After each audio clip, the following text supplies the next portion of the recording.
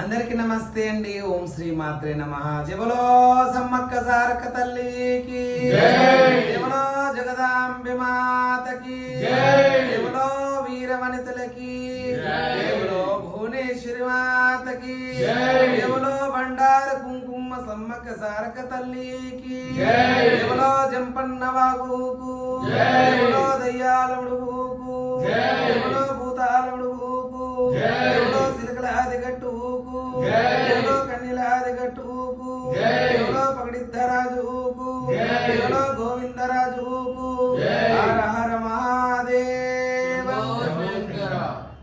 అందరికీ నమస్తే అండి. ఓం శ్రీ మాత్రే నమః.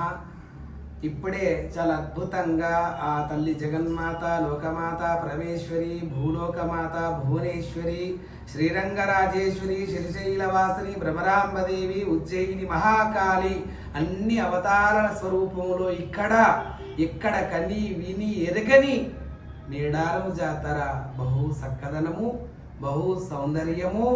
అసలు ఎక్కడ కూడా ఇన్ని కోట్ల జనాన్ని మనం వీక్షించలేము. మరి ఎంతో పూర్వీకంలో పుట్టిన దేవతలు కూడా ఎంతో మంది ఉన్నప్పటికీ కూడా, పురాతనమైన దేవాలయాలు కూడా ఎన్నో ఉన్నప్పటికీ, వీర వనితలై ఒక రాజు చేతిలో చనిపోయి మల్ల బతికి ధర్మాన్ని కాపాడవచ్చిన బంగారు తల్లులు సమ్మక్క సారక్కలు. వాళ్ళందరినీ ఒక దొంగ దెబ్బ కొట్టిన రాజు కాకతీయ రాజు, ఆయనే ప్రతాపరుద్ర మహారాజు. మరి ఫండ్ కట్టాలంటారు కదా, పన్ను కట్టాలి అంటారు కదా, అడవిలో ఉంటున్నందుకు, బతుకుతున్నందుకు మీరు ప్రతి నెలకి ఇట్లా కట్టాలి అని అనడం, దౌర్జన్యం చేయడం. ఆ దౌర్జన్యం చాలామంది ఆడవాళ్ళ మీద, పురుషుల మీద, వీళ్ళందరి మీద చేయడం సమ్మక్క సారక్కలకు నచ్చలేదు. తల్లి పిల్లలు కొండంత జాతర, కొంతమంది తెలివనోళ్ళు తల్లి పిల్లలు అనుకుంటారు, కొంతమంది అనుకుంటారు అక్కజెల్లలు అనుకుంటారు. అట్లా కాదు, తల్లి పిల్లలు. సమ్మక్క భర్త పగడిద్దరాజు, రక్త సరళమ్మ భర్త గోవిందరాజు. అలాగే సమ్మక్క ఇంకో కూతురు ఉంది నాగులమ్మ.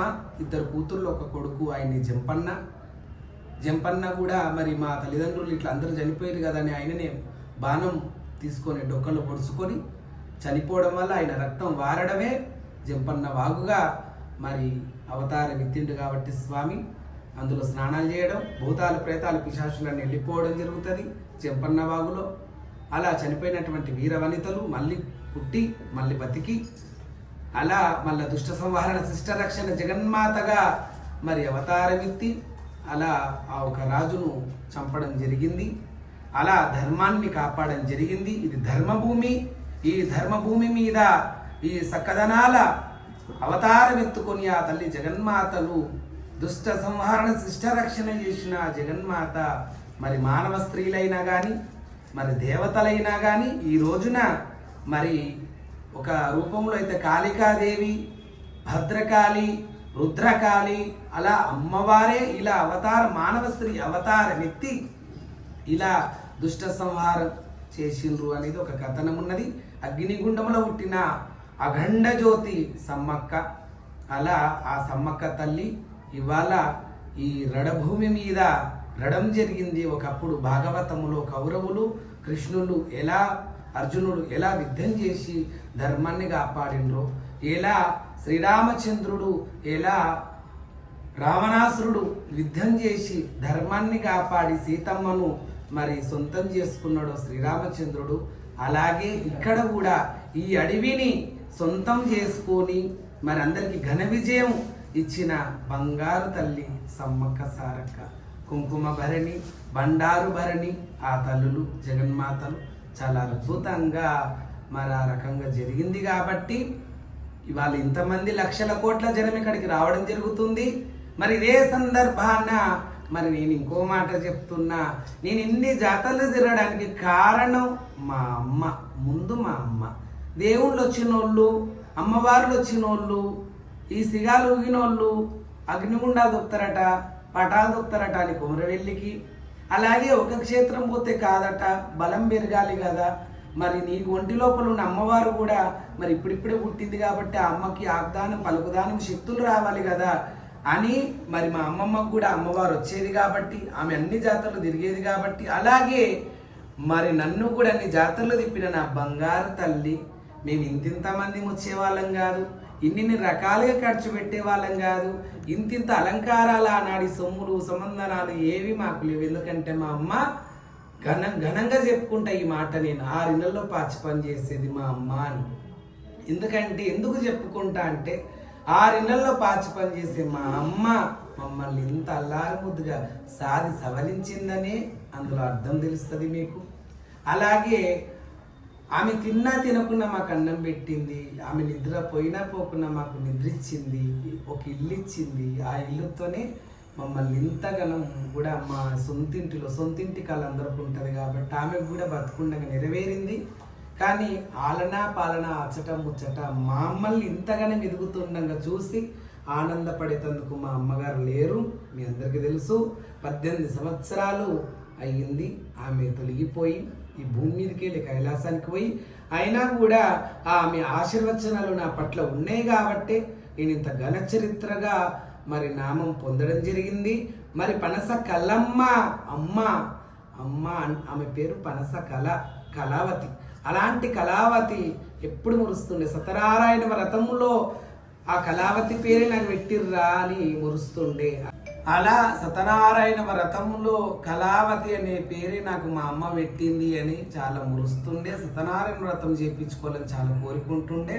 అలా ఎన్నో సత్యనారాయణ వ్రతాలు కూడా మా అమ్మ చేపించడం జరిగింది. అలాగే నా కూతుర్లు నా కొడుకు పుట్టేటప్పుడు కూడా మేము కూడా ఎన్నో సత్యనారాయణ వ్రతాలు చేపించడం జరిగింది. అలా సత్యనారాయణ వ్రతంలో ఆ కళావతి అమ్మ పేరే నాకు పెట్టడం జరిగిందని మా అమ్మ చాలా సంతోషపడడం, మురవడం. అలాగే ఎన్నో సత్యనారాయణ వ్రతాలు అమ్మ చేపించడం. అలాగే మాకు కూడా కూతుర్లు అబ్బాయి ఎంతమంది పుట్టినప్పటికీ కూడా మేము ప్రతి ఒక్కరికి కూడా సత్యనారాయణ వ్రతం చేపించడం జరిగింది. ఆ అమ్మ పనస కలమ్మ కళనే నాకు రావడం జరిగింది. ఇవాళ మా అమ్మ పనస కలమ్మతో వచ్చినప్పుడే మరి ఇట్లా ఎదురు బొంగులట ఎదురాకట అమ్మకి ఇష్టమాట అన్నప్పుడే ఇవన్నీ కర్రెలు మేము అడవిలలో తిరిగి ఇవన్నీ తీసుకున్నాం. అమ్మ ఇది బాగుందే అని ఇట్లా కింద దొరుకుతాయి కదా మట్టిలలో, లేకపోతే ఆ చెట్లలో. కానండి అడవి కదండి ఇదంతా, కాకులు దూరని కానండి అడవి ఇది. ఈ అడవి లోపల ఎక్కడ పడితే అక్కడ ఈ వృక్షజాతులు ఉంటాయి కాబట్టి ఇది దొరికితే అమ్మకి అమాన్లాగా ఉంది, దీనికి ఇదికెళ్ళి పోతే అమ్మ దర్శనం అవుతుందని ఆనాడు చిన్నపిల్లగాని కాబట్టి జోకులు చేసుకుంటా బాగుందమ్మా అని ఇది ఆనాడే తీసుకోవడం జరిగింది. ఇది స్నానం చేసేటప్పుడు స్నానం చేసి మళ్ళీ ఒడ్డుకు వచ్చేటప్పుడు ఒడ్డు పక్కకు పాములాగా కనబడడం జరిగింది. అలాగే ఈ కర్రని ఇక్కడ ఒక కోయవాని చేతిలో ఉంటే మరి అడిగితే మాకు ఇవ్వడం జరిగింది. చాలా సంతోషం. ఆయన ఇప్పుడు ఉన్నాడో లేడో మనకైతే తెలియదు. ఆయన పేరు రాజయ్య. ఆయన ఇవ్వడం జరిగింది. ఆయన గుర్తుగా నేను కూడా ఆయన చాలా నిండుగా, ఎందుకంటే ఆయన ముకటం అంటే ఏదైతే దోతిలాగా చుట్టుకుంటారు కదా నెత్తికి కిరీటం లాగా, అది జుట్టుకొని పెద్ద నామాలు పెట్టుకొని అన్ని అమ్మే సామాన్లు ముందు పెట్టుకొని ఆయన అమ్మడం అసలు ఆయన చాలా అద్భుతంగా కనిపించడం జరిగింది. ఆయన పేరు రాజయ్య అని కూడా ఆనాడు పేరు తెలుసుకోవడం జరిగింది. ఆయన ఈ పాములాగా ఉన్న కర్రే నీకు తోడుంటుందని ఇవ్వడం జరిగింది. ఇదైతే ఒక చెట్టు మేము ఎదురాకు తెసేటప్పుడు ఏదైతే ఎదురు బొంగులకు పోతాం కదా గుడి చేసుకోవడానికి, ఆ ఎదురు బొంగులకు పోయినప్పుడు అక్కడ ఇది ఒక గొర్రెపొడేలు మాదిరిగా ఒక పాము మాదిరిగా కనిపిస్తే ఇది కూడా తెచ్చుకోవడం జరిగింది. ఇవన్నీ సమ్మక్క పేరు మీద. ఇంకోటి ఏంటంటే ఇళ్లలో సమ్మక్క సారక్క ఫోటో పెట్టుకుంటారు కదా, నేను అలా ఫోటో పెట్టుకోలేదు. ఇక్కడ ఏవైతే ఎదురు బొంగులు ఉన్నాయో ఒక ఎదురు బొంగుకు పసుపు, ఒక ఎదురు బొంగుకు కుంకుమ రాసి, ఒకదానికి పచ్చబట్ట, ఒకదానికి పచ్చ చీర, ఒకదానికి ఎర్ర చీర కట్టి అలా ఇంట్లోనే ఈ వీటికి ఒక అమ్మవారి రూపం వేసుకొని ఆ కట్టెలకి అమ్మవారి ఫేస్ కట్టి నేను ఇంట్లో సమ్మక్క సారక్క పూజ చేసుకోవడం జరుగుతుంది. అలా ఈ యొక్క పూజ కార్యక్రమాలు అలా సాగినాయి. ప్రతి ఒక్క జాతర కూడా మరి మా అమ్మ దయదాక్షాణాల వల్లనే ఈ జన్మ కానీ ఈ దేవత కానీ అలా ఇవన్నీ కూడా సాధ్యం కావడం జరిగింది. అలా అన్ని జాతరలు తిరగడం జరుగుతుంది. ఇవాళ ఎంతో చక్కగా మరి రాకేష్ బోనం స్వామి అంటే ఒక ఆడపిల్లగా, ఒక అమ్మవారుగా, ఒక మీ ప్రియమైన ఒక కొంతమంది తల్లులకు కొడుకుగా, కొంతమంది తండ్రులకు కొడుకుగా, కొంతమంది అక్కజెళ్ళకు అన్నగా, కొంతమందికి నేను అలా ఎంతోమందికి అన్నదమ్ముల్లాగా కూడా స్వామిలాగా కూడా మీకు కనిపించడం జరుగుతుంది. మీ అందరి ముంగల మేము ఎంత మంచి పేరు తెచ్చుకున్నామో మీ అందరికీ తెలుసు. తల్లిదండ్రులు మనకు మంచి పేరు ఇవ్వాలి, మనం కూడా తల్లిదండ్రులకు మంచి పేరు ఇవ్వాలి కాబట్టి అలాగే మరి మంచి పేరుని నేను మా అమ్మ నాన్నకి ఇచ్చిన, మా అమ్మ నాన్న వాళ్ళు కూడా నాకు మంచి పేరు ఇచ్చిండ్రు. అలా ఈ జీవితం కొనసాగుతుంది. అమ్మవారు చాలా తేజోయమానంగా మా బంగారు ముద్దలు అమ్మవారు అందుకుంది. అమ్మవారి దర్శన భాగ్యం చాలా అద్భుతంగా జరిగింది. అమ్మవారి సంపూర్ణమైన అనుగ్రహం మా పట్ల ఎప్పటికి ఉండాలి. సబండ జనాల మీద, సబండ వర్ణాల మీద, ఈ ప్రపంచాలవి తెలంగాణ గడ్డ మీద కూడా సమ్మక్క సారక్క అంటే పసుపు కుంకుమ కాబట్టి అందరికీ సౌభాగ్యం బాగుండాలి, ఆరోగ్యం బాగుండాలి, అష్టైశ్వర్యం బాగుండాలి, సంతానం లేని వారికి సంతానం ఇవ్వాలి. చిలకలాది గట్టు నుంచి నీళ్లు గారుతాయి ఎప్పటికీ. మరి పుష్కర నదిలాగా ఎప్పుడు వస్తూనే ఉంటుంది చిలకలాది గట్టు మీదకి వెళ్ళి. ఆ నీళ్లు పిల్లలు లేని వాళ్ళు తాగితే పిల్లలు అవుతారు, కళ్యాణం లేని వాళ్ళు అదే గుండంలో స్నానం చేస్తే కళ్యాణం జరుగుతుంది. ఎన్నో రోగాలు, భూతాలు, ప్రేతాలు, పిశాచులు చేత వాళ్ళు ఉన్న వాళ్ళు కూడా స్నాన జపములు చేస్తే మంచిది. అక్కడైనా కానీ చిలకలాది గట్టులో నుంచే నీళ్ళు వస్తాయి, కొండలో నుంచి. తర్వాత ఇక్కడ జంపన్న వాగులో చేస్తే కూడా చాలా మంచిది. అమ్మవారు కూడా చాలా సత్యవంతరాలండి. మరి వర్షాలకి భూలోకమే కొట్టుకుపోయేంత ఎక్కడ పడితే అక్కడ అన్ని కొట్టుకుపోవడం జరిగింది, రోడ్లు ఇరిగిపోవడం జరిగింది. అమ్మవారి గద్దెల దాకా పోయినా కూడా గద్దెలు మాత్రం ధ్వంసంగాలే. అమ్మవార్ల పేరుట ఉంటాయి కదా కట్టెలు ఏవైతే ఎదురు బొంగులు, అవి కూడా రవ్వ గింజంతా చెక్కు చెదరలే. మొత్తం మేడారం అంతా నిండా గ్రామాలు నిండిపోయినా మళ్ళీ ఈ గ్రామాలు కొట్టుకుపోయిన సందర్భాలు ఉన్నాయి. కానీ సమ్మక్క సారక్క గద్దెలకు రవ్వ గింజంతా కూడా ఆట డోకలు కాలంత సత్యవంతురాలు సమ్మక్క సారక్కలు. ఎవ్రీ ఇయర్ చిన్న మేడారం అని, పెద్ద మేడారం అంటే పెద్ద జాతర అని, చిన్న జాతర మినీ జాతర ఇవన్నీ అంటుంటారు. మళ్ళాసారి వచ్చే జాతర మినీ జాతర, మళ్ళాసారి వచ్చేది పెద్ద జాతర. 3 సంవత్సరాలకు ఒక్కసారి జరిగే జాతర కిందికి పెట్టిండ్రు. ఇది ఇప్పుడు అవుతుంది కదా జాతర. మళ్ళీ నెక్స్ట్ ఇయర్ కాదు, తర్వాత మళ్ళీ నెక్స్ట్ ఇయర్ జాతరని. కానీ దీన్నే మూడు సంవత్సరాలకు ఒకసారి జాతర అని చెప్పడం జరుగుతుంది. ఆ రకంగా మరి అమ్మవారి అనుగ్రహం అందరిపైన ఉండాలి మనస్ఫూర్తి కోరుకుంటున్నా. ఈసారి జరుగుతుంది పెద్ద జాతర. ఓసారి మినీ జాతరకి మేము రాకపోవడం జరుగుతుంది. కానీ అమ్మ జాతర ఏదైతే పెద్ద జాతర, మినీ జాతరకి వాళ్ళే కోయోళ్ళు ఎక్కువ పెద్ద ఆడంబరం ఉండేది. వాళ్ళే సమ్మక్క సారక్కను తెచ్చుకుంటారు, మళ్ళీ పంపిస్తారు. కానీ పెద్ద జాతరలో ఏం జరుగుతుంది అంటే లక్షలాది కోట్లాది మంది 4-5 కోట్ల జనం రావడము, అలాగే గన్నులు, తుపాకులు, మేనమామ అని అన్నదంట అప్పట్లో, మామ అన్నదంట సమ్మక్క అనడం వల్ల ఈ మిలిటరీకి కానీ లేకపోతే పోలీస్ బందోబస్తులు కానీ వాళ్ళందరూ ఉన్నోళ్ళు 3 కాన్పులు పైకి గన్ షూట్లు చేస్తారు. తర్వాత మంత్రగాళ్ళు ఎవరి విద్య వాళ్ళు ఉపాసన చేసుకుంటారు, ఇక్కడ పటాలు వేస్తారు, మళ్ళా బలులు ఇస్తారు. అలా అమ్మవారు సమ్మక్క ఏ తొవ్వలైతే చిలకలాది గట్టు మీదకి వచ్చి మన గద్దె మీదకి వెళ్తుందో ఆ గద్దె తొవ్వలో అంటే అమ్మ గుట్ట దిగే తొవ్వలో అంత పటాలు వేస్తారు, బలిదానాలు ఇచ్చుకుంటారు, జపతప ఉప పూజలు చేసుకుంటారు. అలా ఒక కన్య పిల్లగానికి ఆ అమ్మవారితో మాట్లాడి రానంటదంట సమ్మక్క. నేను రాను, నా భర్తకు నా పిల్లలకు సేవ చేసుకోవాలి, నేను రాను, నాకు మస్తు పని ఉంది, వెళ్ళండి అంటదంట. చిలకలాది గట్టు మీదకి ఒక మంత్రగాడు, ఒక పిల్లగాడు, కన్య పిల్లగాడు మాత్రమే పైకి వెళ్తారు. వెళ్ళినటువంటి వాళ్ళకి సమాధానం ఇలా వస్తే, లేదమ్మా కోట్ల జనమున్నారమ్మా, నీ గురించి ఎదురు చూస్తుందమ్మా, కోటి కళ్ళు ఎదురు చూస్తున్నాయమ్మా అంటే నేను రానంటదంట. అలా నేను పెట్టినంత అన్నాన్ని మీరు భుజిస్తే నేను వస్తాంట. కన్య పిల్లగాడు ఒక్కడే గృహలోకి వెళ్తాడట. అన్ని రకాలు ఇక్కడ బయట కూర్చున్నటువంటి చిలకలాది గట్టు బయట కూర్చున్నటువంటి మంత్రగాడు అంత మంత్రోపాసన చేస్తుంటే అమ్మ ఇట్లా పెడితే అట్లా తను భుజిస్తాడంట. తర్వాత నేను వస్తా బిడ్డ శభాష్ అని చెప్పేసి ఆ కుంకుమ భరణి గుప్పెట్లోకి తీసుకొని అలాగే కదిలి వస్తుండగా ఎప్పుడైతే గృహలో నుంచి ఆ బాబు మరి తీసుకొని వస్తాడో కుంకుమ భరణి, అప్పుడు రడివేడి మూతలు, పటాకీలు, గళ్ళు తుపాకులు, మంత్రగాండ్ల మంత్రాలు, వేద మంత్రాలు, సకలం రడివేడి మూతలు, జమడికలు, డప్పులు, డోళ్ళు, మంగళ వాయిద్యాలు, సకలాది లాంఛనాలతోని అమ్మవారును ఆనందంగా మరి గద్దెకెక్కిస్తారు. చిలకలాది గట్టుకెళ్ళి తల్లి వస్తుంది కదా, మళ్ళా కన్యలాది గట్టుకు పోతారు. కన్యలాది గట్టు పోయిన తర్వాత కన్యలాది గట్టుకి వెళ్ళి రక్తసరళమ్మ సామాన్యంగా రాదట. ఎద్దును బలిపెట్టి ఆ ఎద్దు బొట్టు పెట్టిన తర్వాతనే ఆమె ఆనందంగా మరి ఎంతోమంది మంత్రాలతోని తంత్రాలతోని అలా చెప్పుతూ చేస్తూ అలా రావడం వల్ల ఆమె ఎంతోమందితోనే అమ్మవారు గద్దెకెక్కడం జరుగుతుంది. అలా పిల్ల గద్దెక్కుతుంది, తర్వాత కళ్ళ తల్లి గద్దెక్కుతుంది. 2 గద్దెక్కినాక అలా శుక్రవారం నాడు ఇద్దరు నిండుగా పూజలు పొందిన తర్వాత శనివారం రోజు ఏడుస్తూ అడవిలో నుంచి గద్దెల మీదకి వెళ్ళి అడవిలోకి వెళ్ళిపోతారట. అలా దీనికి చిన్న కథనం కూడా ఉంది, అది నిజం అబద్ధం నాకు తెలియదు కానీ చెప్తున్నా. అయితే పగడిద్దరాజు చెల్లెల పేరు లక్ష్మి అట. ఆమె ఎప్పుడు వచ్చినప్పుడల్లా మర్యాదలు జరిగేదట.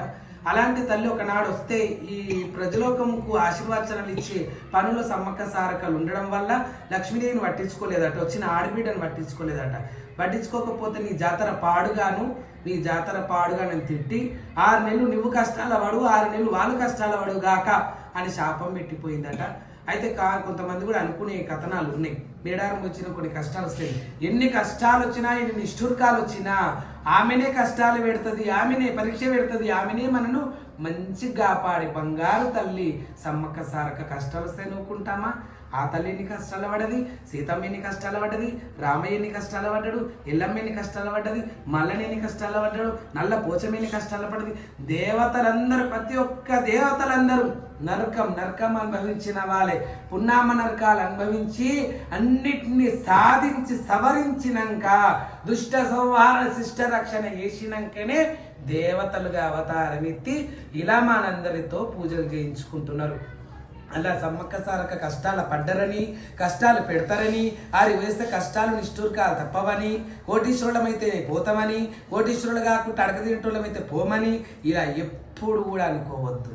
భగవంతుడు ఎన్ని పరీక్షలు పెడతాడో అంతకు మించి మనకు స్వర్గం కూడా ఇస్తారు, సంతోషం ఇస్తారు, ఆనందం ఇస్తారని మనస్ఫూర్తి తెలియజేస్తూ ఈ కథనాలన్నీ మరి వాస్తవమా అవాస్తవమా పక్కకు పెడితే ఇప్పటి వరకు అయితే ఇలా సమ్మక్క సారక్క జాతరలు ఇలా కొనసాగుతున్నాయి. అలా 6 నెలలు కష్టాల పాలు నువ్వు, 6 నెలలు కష్టాలు ప్రజలోకానికి, 6 నెలలు కష్టాలు మీకు కూడా ఉంటాయి సమ్మక్క సారక్క అనడం వల్ల శుక్రవారం నిండుగా పూజలు పొంది శనివారం నాడు పోయే వాళ్ళు ఎవరైతే ఉన్నారో వాళ్ళందరూ కూడా ఏడుస్తూ చేస్తూ అలా బాధపడుతూ అమ్మవారును శనివారం రోజున ఏడుస్తూ బాధపడుతూ కంట కన్నీరు తీస్తూ సమ్మక్క సారక్కలు కూడా మీ అందరిని వదిలిపెట్టి మేము అడవిలోకి వెళ్తున్నామని చాలా బాధపడుతూ ఏడుస్తూనే వెళ్తారట. కాబట్టి ఆ రకంగా కథనం ఉన్నది, అది జరిగిండొచ్చు, మనం చూడలేదు. కానీ అందరూ సల్లంగా ఉండాలి. సర్వేజన సుఖినో భవంతు. ఈ కథనంలో మా పనస కలమ్మ నన్ను గన్న అమ్మ నా గురువు ఆ తల్లి పాదాల 100,000,000 వందనాలు. తల్లులు ఇద్దరు తల్లులకు సమ్మక్క సారక్కల పాదాలకు 100,000,000 వందనాలు. అలాగే మీ అందరి అభిమానం ఎప్పుడు ఈ తల్లి లేని కొడుకు మీద, మీ రాకేష్ బూనం మీద ఉండాలని మనస్ఫూర్తి కోరుకుంటూ మీ అందరికీ కూడా సమ్మక్క సారక్క ఆశీర్వచనాలు సకలంగా సంపూర్ణంగా మీ అందరిపై ఉండాలని, ఆ తల్లుల ఇద్దరి అభ్యస్తం మీ తలల మీద ఉండాలని, అరకతి బరకతి ఆయుర ఆరోగ్య శ్రేశ్వర కీర్తి ప్రతిష్టలు మారుమోగాలని మనస్ఫూర్తి కోరుకుంటూ అమ్మల మరి ఖడ్గాలే అమ్మవారి ఆయుధలే, అమ్మవారికి సంబంధించిన వస్తువులే కాబట్టి అవన్నిటితో మీ అందరి తల మీద పెట్టినట్టే అమ్మవారి ఆశీర్వచనాలు వచ్చినట్టే. సర్వేజరా సుఖినో భవంతు. జవలో సమ్మక్క సారక్క తల్లికి, జవలో జగదాంబె మాతకి, జవలో సమ్మక్క సారక్కకి, జవలో ఆమె సమ్మక్క సారక్క ఈ వనానికి జై.